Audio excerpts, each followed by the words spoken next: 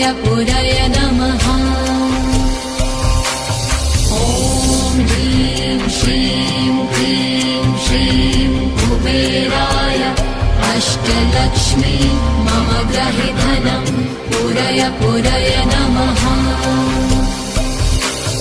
ॐ ह्रीं श्रीं क्लीं श्रीं कुबेराय अष्टलक्ष्मी मम गृहे धनं पुरय नमः।